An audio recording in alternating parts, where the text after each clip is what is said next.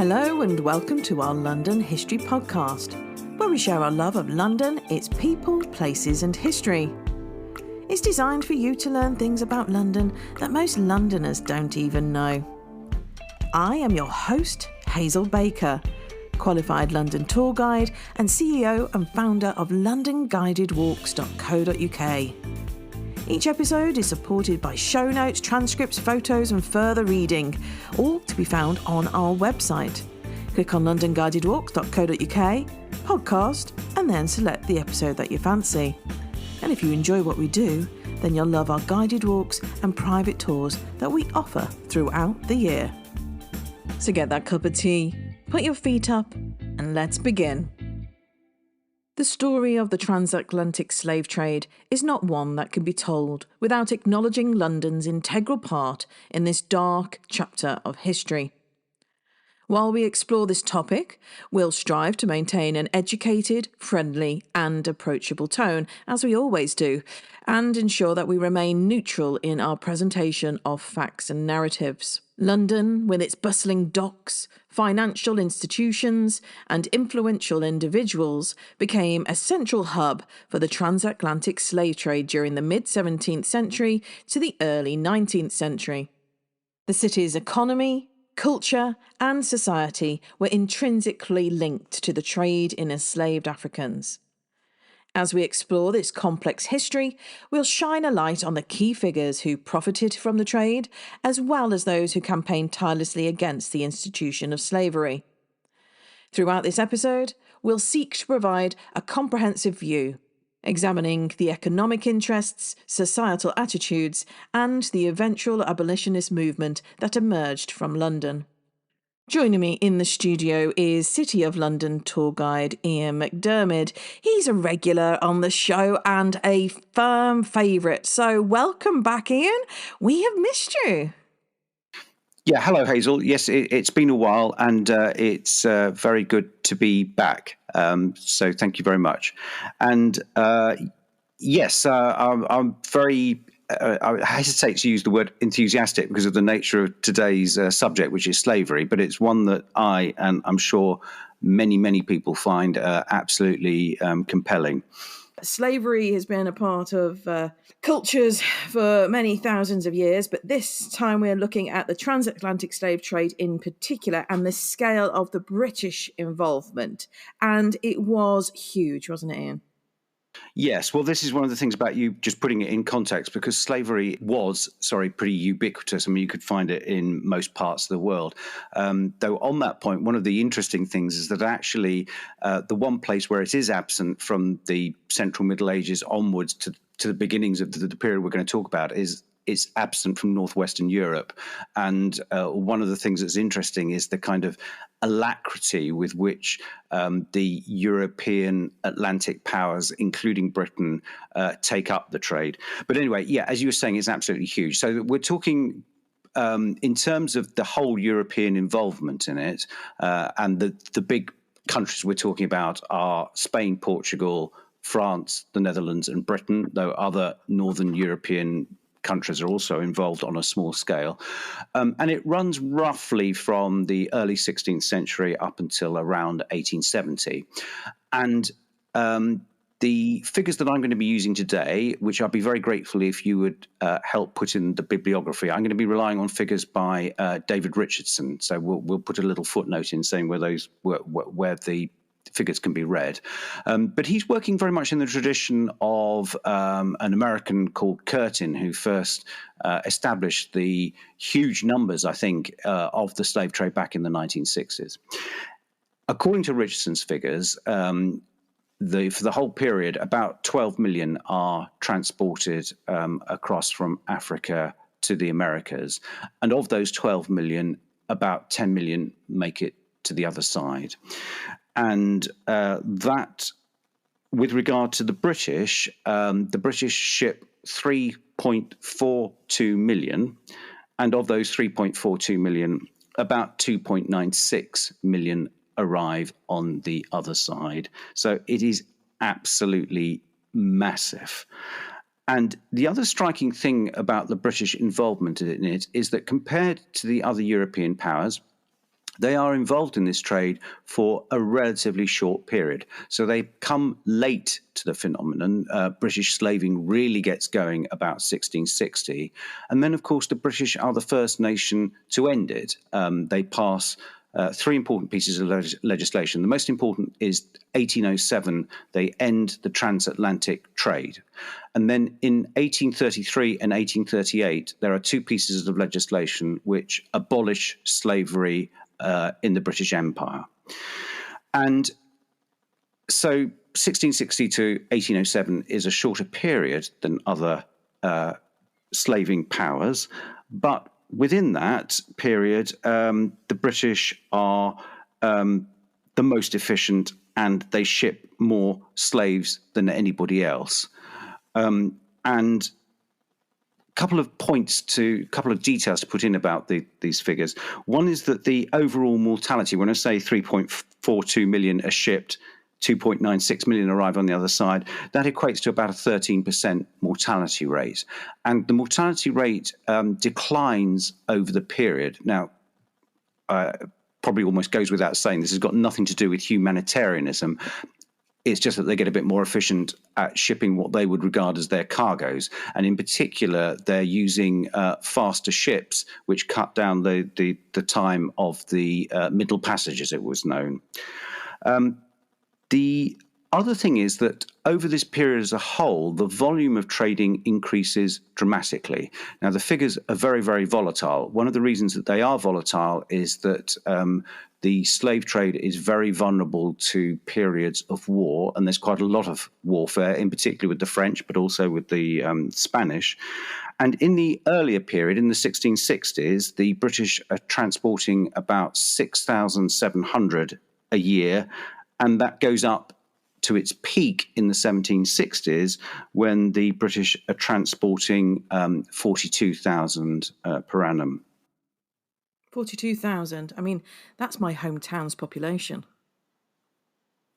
Yeah, I mean, as ever with these statistics, I mean, they're so. I think they're the most important way of tackling the subject from the beginning. But I mean, it's very difficult to get into your head to actually try and imagine this. But absolutely, yes, absolutely vast. And you might remember we had Michael Bundock on episode 118 talking about Francis Barber, saying that one change in recent historiography has been really to recognise the important presence of Black people in Britain, especially London in the 18th century. It is also the case that there's been recent re-emphasis on Britain's role in slavery as well. Yes, and I think that this, in part, is a function of the way slavery is ended in this country. So you have the abolitionist movement, which leads to the ending of the trade. And once it is ended, the British become moral crusaders against slavery. And this occurs perhaps in its first instance very early on. So I was saying earlier that they don't actually get round to abolishing slavery as an institution until the 1830s. But as early as 1815 at the Congress of Vienna, Castlereagh, British Foreign Secretary, is instructed by the cabinet to insist on a provision in the treaty that the signatories give a commitment to the ending of slavery. Now, this has probably very little practical effect at all, but it's interesting because it's probably the first instance of a kind of preachy foreign policy that we would later associate with the Americans, and particularly with Woodrow Wilson after the First World War, where you're putting kind of humanitarian general principles that are inspired by religion in part into foreign policy. And I think that one effect of this is that in the British collective memory, it was the abolition of slavery that was remembered rather than the institution itself. And one of the things that I think will inevitably come up in talking about this is how deeply ingrained slavery was in so many aspects of British life. And what specifically was the role of London in all of this? Well, London is one of the three big slaving ports.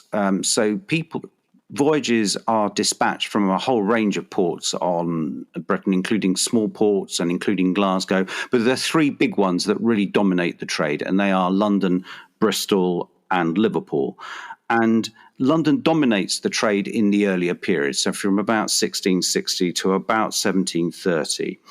And after that, Bristol has a brief period of dominance, and then it's Liverpool. And at its peak, in the period from 1720 to 1729, London sent out 600 slave ships, which accounted for 54% of the total slave voyages sent out by British shippers. And then, as I said, at the end of in the latter period, the sort of dominance moves. And at the end of our period, when Liverpool is at its apogee in the 1790s, Liverpool sends out 1,011 voyages. And in that decade, London sends out 173 and Bristol 123. And in that decade, London is accounting for about 13% of the total of voyages. And the reason the sort of center of gravity shifts to the western ports is partly because Bristol and to a greater extent Liverpool are less vulnerable to French attacks than London is. But also wages are lower in Liverpool. We'll talk about the costs of slaving. They're considerable. Paying for the crew is one of the big costs, and also they're obviously very well positioned for Atlantic trade. Though London's relative importance declines as the home for the voyages, its position in the overall slave trade remains very important in what we might describe as providing ancillary services. So most of the capital for the slave voyages comes locally. So we're talking about partnerships of merchants, and in the latter period, the Liverpool voyages are largely financed by Liverpool merchants. But London is crucial in two aspects of the kind of financing and organisation of voyages. One, London is the centre for the bills of exchange market. So I know we've mentioned bills of exchange in other podcasts. This is the 18th and 19th century money market, the market for short-term debt. And in particular, the money market facilitates the short-term financing of transatlantic trade. Merchants in the West Indies can issue bills of exchange, and they can pay for things. They can borrow money short term, and they can effect payment in London. London is also the centre of the insurance market, which obviously is very important for the voyages. And London merchants are also major suppliers of the goods that are then transported to Africa, which are then exchanged for slaves. And when we're talking about the manufacturers going out to Africa, we're talking the most important ones throughout the period are textiles. And the nature of the textiles exported varies over the period. So to begin with, it's woolen cloth and cottons produced in India, which then involves the East India Company indirectly in this commerce. And then in the later period, you're getting the beginnings of the Industrial Revolution, and it's cottons produced in Lancashire, which are then being transported out to Africa. After textiles, the next most important class of goods is metals in general, followed by weapons. And then there's a whole range of miscellaneous goods. And within those kind of sundry items, one of the very important ones is one that you mentioned in an earlier podcast when you were doing the mudlarking on the Thames. And you spoke a bit about glass beads being found in the mud. And the export of glass beads to exchange for slaves was quite large. And in the earlier period, these glass beads come from Venice. and then it's something that the Dutch take over, and the Dutch produce a wider range of beads. They produce them in different sizes, and they produce them in a greater range of colours than the Venetians. So it's quite interesting to think. I remember you mentioning glass beads being dropped into the Thames mud, and it's interesting to speculate that perhaps they may have come from a shipment that was ultimately destined to be exchanged for people in Africa. Yes, that was episode 112, Mudlarking, Georgian Finds.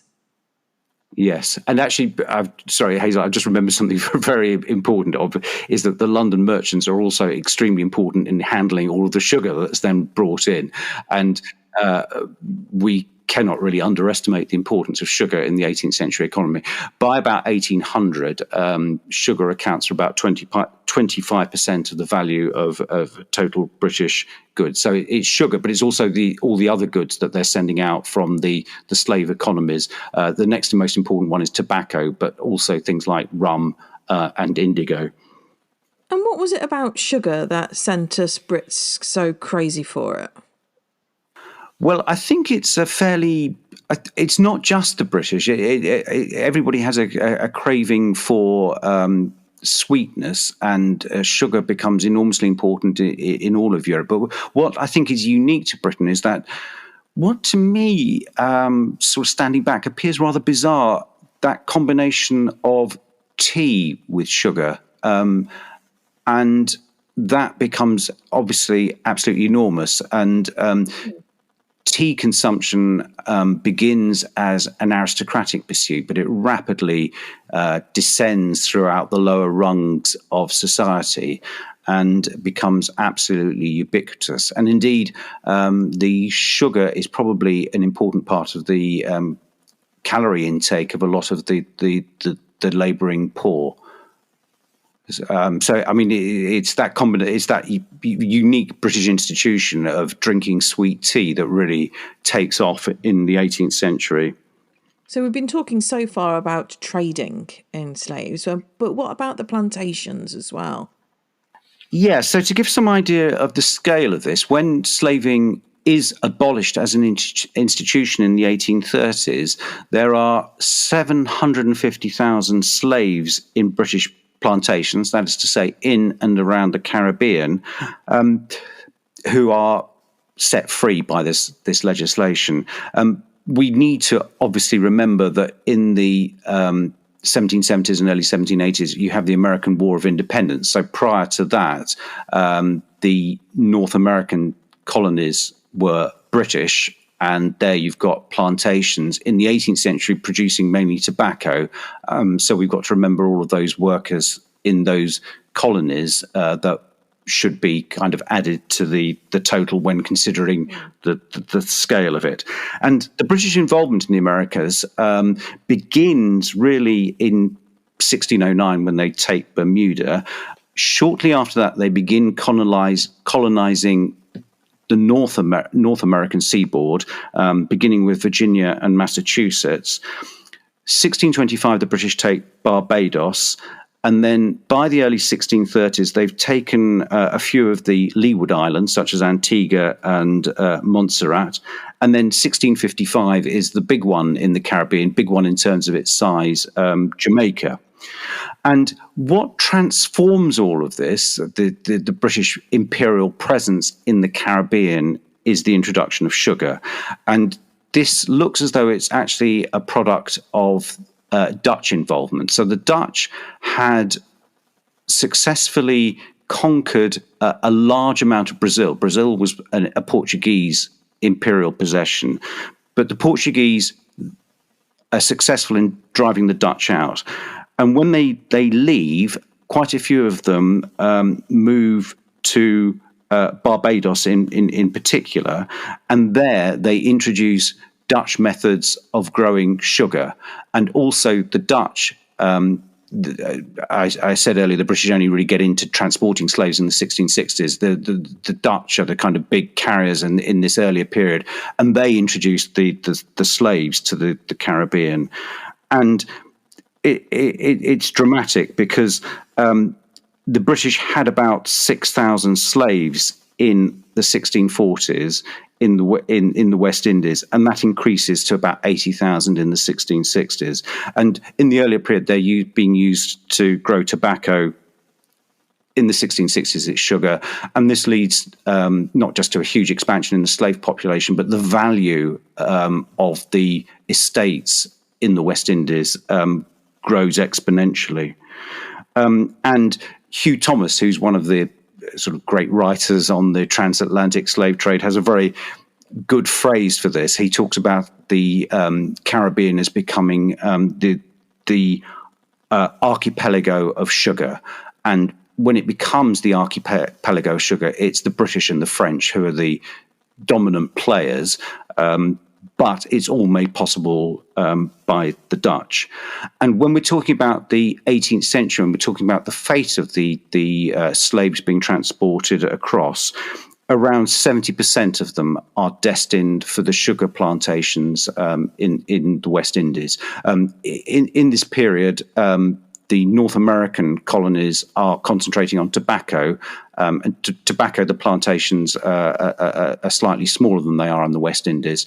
And it's the sugar cultivation that is the really harshest part of the slave system. It's where the mortality is highest.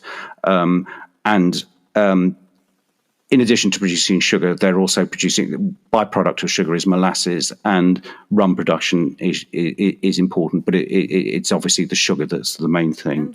And what about the wider economy? How did that all fit in then? Yeah, well, it's of enormous importance. So we've already talked about tea consumption.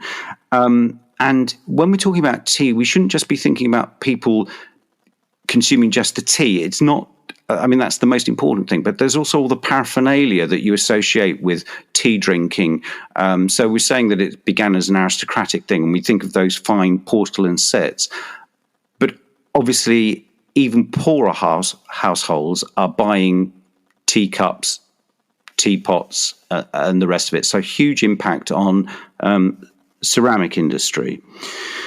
The other big crop after sugar is tobacco. And again, that has a similar kind of trajectory, because by the 18th century, even poor people are smoking. And coming back to mudlarking, just think of all those clay pipes, but also think of all the retailers of tobacco. And the slave economies are producing other products as well. They're also producing, as I mentioned, indigo, but also rice are important. And we've got to think of all of those exports that are going to Africa. It's a huge part of British trade. An awful lot of British manufacturers are destined for that continent. In the 1940s, there was a Marxist historian, Eric Williams, who postulated that the Industrial Revolution was actually financed on the back of the slave trade.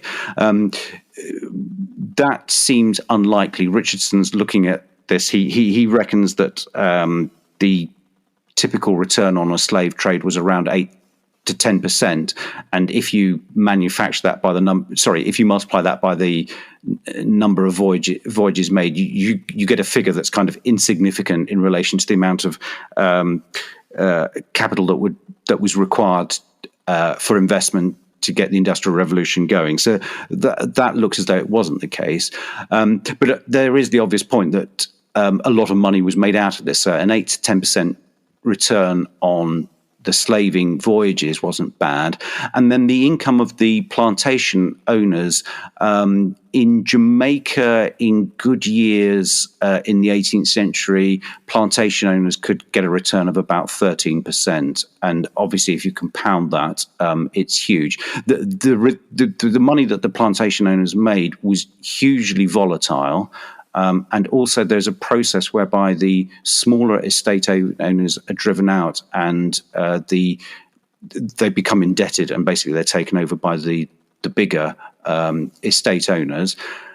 But nevertheless, overall, the wealth generated by these is fantastic. And one of the phenomena you get in Britain in the 18th century is that of the absentee plantation owner. These are people with new money, huge amounts of money, and they're attempting to buy their way into the British elite. London was home to the Royal Africa Company as well. What was its role?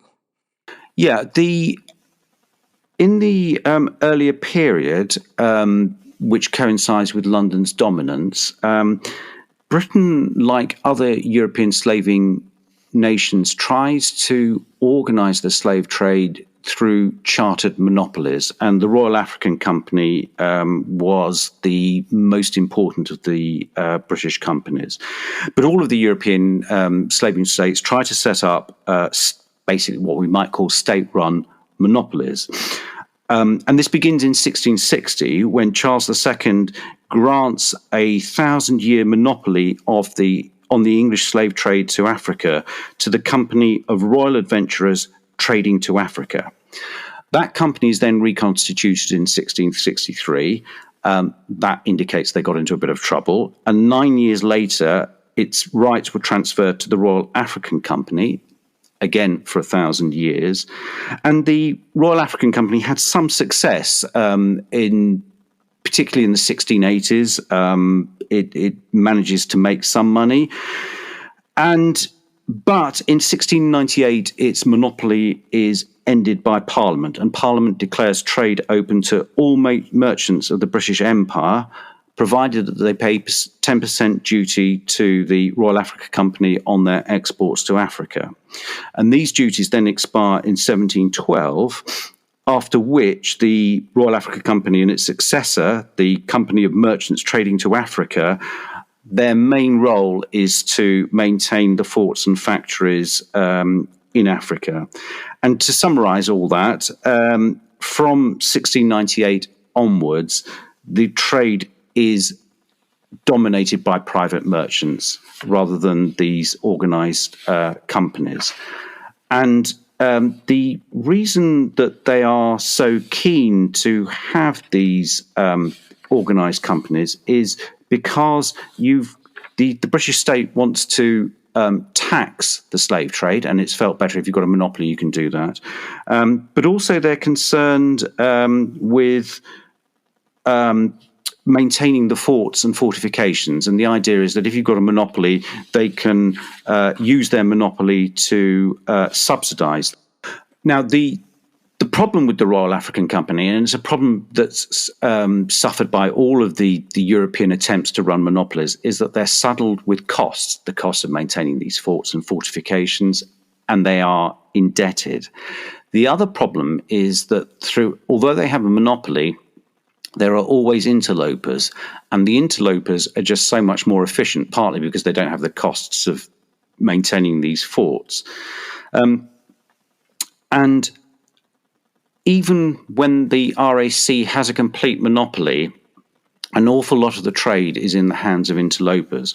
But the problems for them don't stop there, because a lot of the interlopers, i.e. the people breaking the monopoly, are actually employed by the Royal Africa Company itself. So the servants, as they were known as the company, would do trading on the side for their own accounts.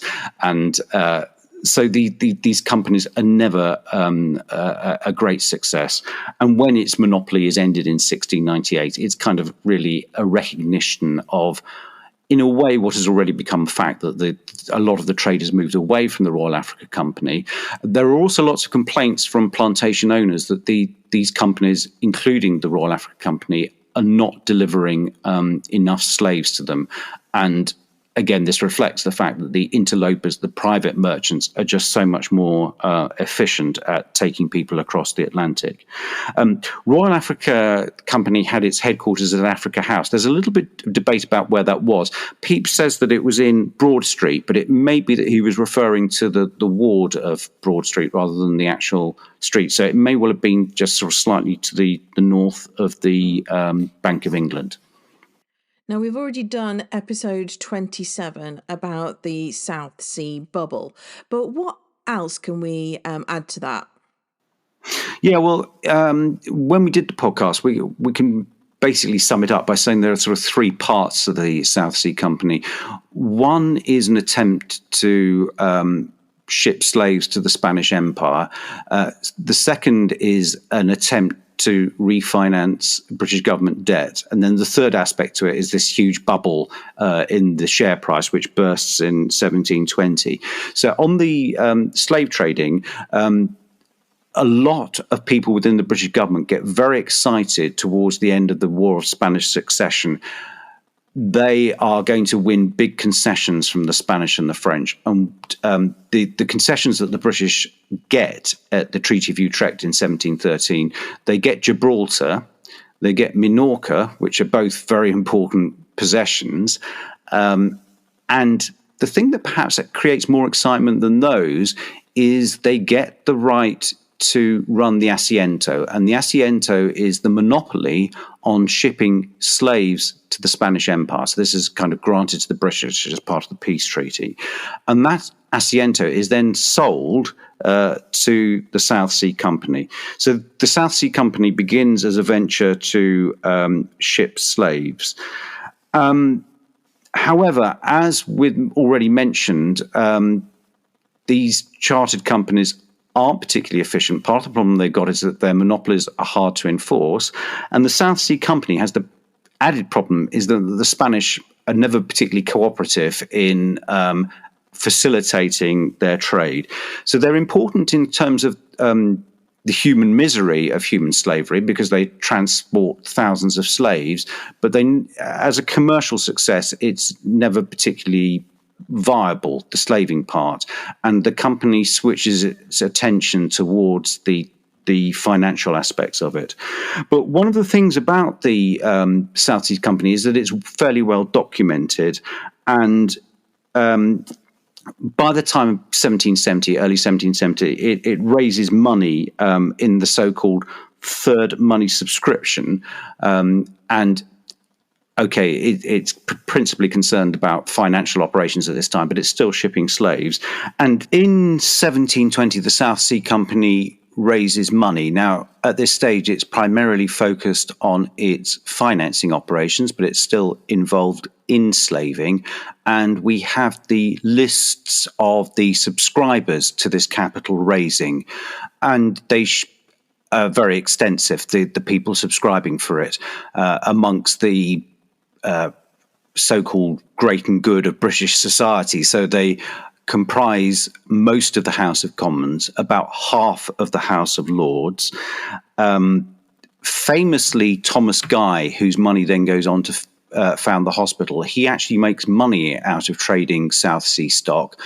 He begins selling it when the share price hits £300. He sells his last shares at £600. The share price carries on going up and hits £1,000 before crashing. Somebody else who got out at a good time was the Duchess of Kendal, one of the King's mistresses. But there's also a long list of very famous British people who lost money on the shares. John Gay, the playwright, Vanbrugh, Newton, the Duke of Portland, who had been William III's favourite, was ruined by it. So the subscription lists show how widespread involvement in slavery was.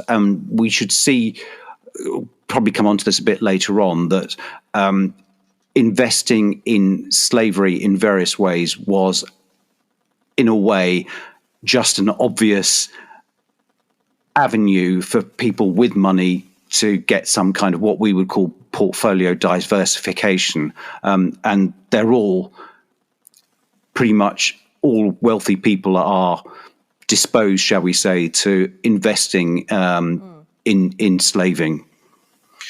So we've spoken about the Royal African Company, we've spoken about the South Sea Company, and that both of these go into decline, and that most of the trade is carried on by private traders.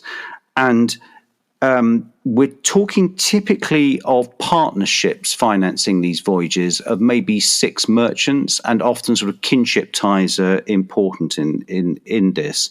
But as mentioned earlier, these voyages would take a considerable sum to fit out. First of all, you have the ship itself, and one aspect of the ships is that they are of short duration. A sailing ship would last no more than about 10 years. And within that time, it might make 6 voyages to Africa. In addition to financing the ship, you've also got to finance the crew. An English ship would typically have a crew of about 30. The size of the British ships was limited. They were typically between 100 and 200 tons. And one of the limiting factors in their size was that they needed to be able to work the African coast and also the estuaries of the rivers fairly easily. But using Richardson's figures earlier on, the big ones I was talking about, and then dividing it by the total number of voyages, you arrive at an average of just over 400 slaves per voyage, according to his figures. So I was saying that the voyages were typically financed by groups of merchants. One of the most prominent London merchants in the 1720s was Humphrey Morris, who was based in Mincing Lane. And in 1720, he had 8 ships working for him. And these 8 ships were named after his wife and daughters. And he's quite a good example of illustrating how diverse this trade was. Normally, when you read about it, it's described as the triangular trade. And that's a good description for a lot of the voyages. So triangular, because what would happen is that the ships would take manufactured goods out from England to Africa, trade them for slaves who are then taken across the Atlantic, and then they return back to Britain, creating the third leg of the triangle, carrying sugar, but also the other products of the slave economy. But what Morris was doing was that he was buying and selling slaves in Africa. So he would take ships to Africa, he would buy slaves, and then he would sell them to Portuguese traders further along the coast. He did send some ships across the Atlantic, but he's a kind of illustration of how many diverse elements there were in this trade. Two of the other prominent merchants in the 18th century were Richard Oswald and John Boyd, who both came from Scotland.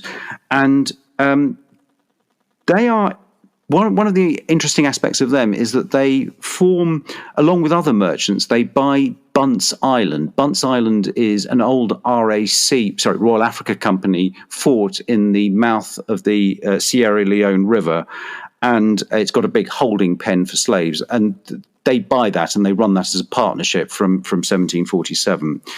And John Boyd, you can still see evidence of him because he built himself a fine house just outside London in what is now Bexley Heath. So Danson House is this 18th century Palladian mansion, which was done up 15 or 20 years ago by English Heritage and is run by the council and English Heritage. And you can visit that today. And it sits within Danson Park, which is a kind of general park, but you can tell by looking at the park that is actually the landscape gardens for a house. And Boyd was also very well known for his collection of master pictures. And when you start looking for the connections with the slave trade, they are absolutely everywhere. So, for example, if you go round the British Museum, they have a little section on Hans Sloane, whose collection was one of the core elements within the British Museum. And a lot of his money came from his wife, and his wife was the heiress of plantations. There's a very good exhibition currently on at the Bank of England Museum. Bank of England has a small museum. At the end of it, they've got an exhibition space now dedicated to the connections between directors of the Bank of England and the slave trade. And they include Robert Clayton, who was a director of the Bank of England from 1702 to 1707. He served on the board of the Royal Africa Company, and he was also, like a lot of the prominent slave traders who we know today via statues and the rest of it, a philanthropist. So he served as a governor on Christ's Hospital, and he was also a benefactor and president of St. Thomas's Hospital. And there is a statue of him opposite the Houses of Commons, sort of hidden away. hidden away because of modern susceptibilities about slave trading and not wanting to see these statues as commemorating any longer as being acts of commemoration. But it's an interesting statue. It's in a rather nice sort of hidden away part of St. Thomas's. You have to sort of go out of your way to sort of find it. And it's a rather interesting statue. I mean, they've got information about the slave trade next to it, but that statue is by Grinling Gibbons, so it's quite an interesting thing in its own right. As I was saying, well, you can just find links anywhere. So, for example, Gibbon, famous historian, the wealth that allowed him to have the leisure to write his great work comes from his grandfather, which comes from slavery. And what about those engaged in slavery? How did they justify it? Yeah, well, this is, as indicated earlier, something that's really fascinating, I think, having alluded to the fact that in England there wasn't slavery between sort of 1100 and the sort of, 16th century. Hawkins is often cited as the first English person to be involved in the slave trade. He sends out 3 voyages. He's probably not the first, but he then becomes celebrated as this kind of great hero of English maritime power.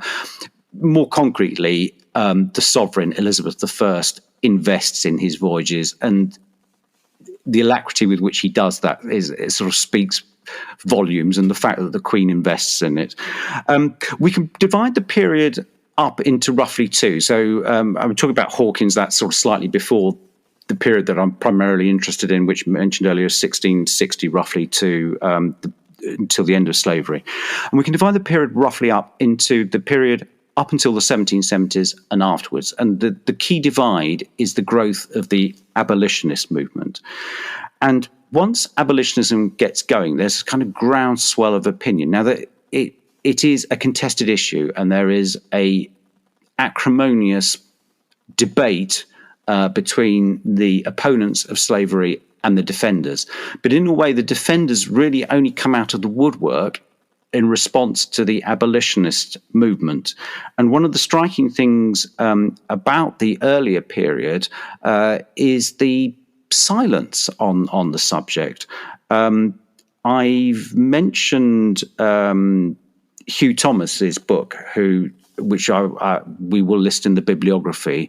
One of the things he mentions there is the importance of Charles II and James II when he was Duke of York in the establishment of the original chartered companies trading in slaves. And Thomas complains that the modern biographers of these 2 kings make no mention whatsoever of slaving at all. Obviously, they're very important. But in a way, the silence on the part of the biographers is understandable because there's nothing in the sources. There's nothing saying. There is in the sense that we can see them being active in promoting the companies, but there's nothing on record from them saying what they thought about it. And that silence in itself is probably significant because it probably indicates they didn't give any thought whatsoever to it.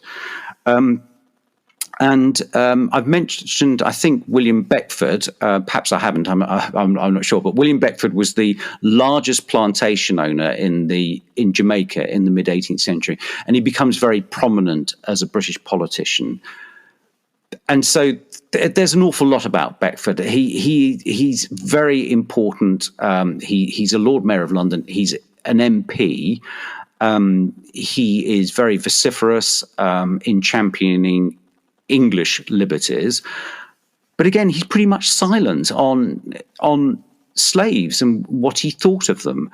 And there is one moment in which we can see him kind of, I was going to say addressing the issue, but actually not addressing the issue. Granville Sharp, who is one of the early champions of abolitionism, and he's a great campaigner against the slave trade, but he's also interested in trying to establish in English law that slavery is illegal. And again, there's a lot of debate about this at the time. But one of the things that his efforts provoke him into doing is to writing this big study of English common law. And he produces this book, which argues that slavery is a great moral evil, and it's also illegal under common law. And he sends this manuscript off to Beckford, and Beckford returns it to him with a terse note. And that's all we've got in terms of Beckford, who is enormously wealthy, huge slave owner. That's all we've got. And I think this silence in the earlier period, as indicated earlier, reveals the fact that they just didn't feel they needed to justify it. It's only when people start attacking it that they come out. And I think that the way this works is obviously slaves are seen as property. And this comes out once the abolitionist movement gets going. The big arguments in Parliament in it are over property rights. When it is finally abolished in the 1830s, they compensate the slave owners. And when the Duke of Clarence, who is later William IV, he leads in the House of Lords the opposition to abolitionism, it's all about property rights. And we can see this concept of slaves as property in so many aspects. So you've got these within the colonial assemblies in places like Jamaica, they pass local laws defining what a slave is. We can see it in the way that slaves are entered as much as any other cargo would be in the manifests of slaving vessels. And also in the latter period when abolition gets going, there are a couple of things that are used by the abolitionist movement which reflect the attitudes of earlier on. So one of them is the best known image, I think, that comes from slaving, which you see in a lot of books about slave trading, which is that diagram of the Liverpool slave ship, the Brooks, which shows the slaves arranged on the decks. And this is published by the abolitionists in 1788, and it creates a sensation. And this is, I think even today, this is a very arresting image because it encapsulates the horrors of the so-called Middle Passage very graphically, just showing the distribution of the slaves with no room to move whatsoever, all manacled. And as I said, when it's published in 1788, it's a major piece of propaganda for the abolitionist court. But it shows how the slave trade was conducted, and it shows these people being stowed, packed in just like you would pack in any other cargo. And I suspect that had that been published 50 years earlier, it wouldn't have created any kind of sensation, perhaps. Also, in this latter period, 1781, there's the famous case of the Zong. And the Zong leaves Accra for a voyage across the Atlantic with nearly 450 slaves on board. And as they make the crossing, the captain, Luke Collingwood, throws 133 of these slaves overboard. And what he does is he selects the sickly slaves and gets rid of them. And then later on, the owners file an insurance claim for the loss of their goods, in inverted commas. And it goes to trial, and Mansfield, who is the judge, fines against the owners. But the reason the insurance claim fails is that the captain claimed that he was running out of water, and that he did this because there wasn't enough water to go round. But it's established in the course of the trial that actually the ship has water when it arrives in the West Indies. And also the reason that the voyage is taken a bit of a long time is because of incompetence on the part of the crew. So what's significant about this, in a way, is it reflects the old thinking about slavery. This is an insurance claim that is dealt with in terms of its merits as an insurance claim. And Granville Sharp, who I mentioned earlier on, he tries to bring a case of he tries to bring a criminal case against the crew. By this time, the captain is dead, but he tries to bring a criminal case against the crew for murder, and he gets nowhere. So to that extent, the fact that it's seen as just an insurance, basically goods being thrown overboard, reflects the old way of thinking. What's new is that in 1781, this creates, again, a sensation and is adopted by the abolitionist cause Sharp is there taking notes. He employs a shorthand writer to follow these events. But so both of these are kind of at the cusp. They're in the later period, but I think they illustrate an older way of thinking about slavery. Also, in terms of justifying it, I think we have to imagine that both the crews who are transporting the slaves and also the slave owners are to some extent frightened by the slaves. And this may seem a bit extraordinary in that in both cases, the crews, in particular the captains, and then especially the slave owners, have a monopoly of violence. But at the back of their minds is always the fear of the slaves seizing the ship or of a slave uprising. And I think this explains, well, it doesn't explain why they're put in barbaric conditions to begin with, but once you put them in barbaric conditions, it kind of explains a kind of cycle of violence. The traders tend to write a bit more about slavery than the plantation owners do. And when they do, there is this almost ubiquitous idea that the slaves are better off as slaves than they are in Africa. And the way the thinking goes is that in Africa, they are pagans, whereas when they are slaves in plantations, they are owned by Christians. And also, a typical idea is that the Africans are brutish in Africa, and in a way they are they kind of deserve their fate in the thinking of a lot of the people shipping them. There's also a religious justification in that if we go back into the Middle Ages, European attitudes towards Africans are fairly complicated, but within them is the idea that people of African descent are descended from Ham, who is one of the cursed sons of Noah, and that therefore the Bible in effect sentences them to a unpleasant fate.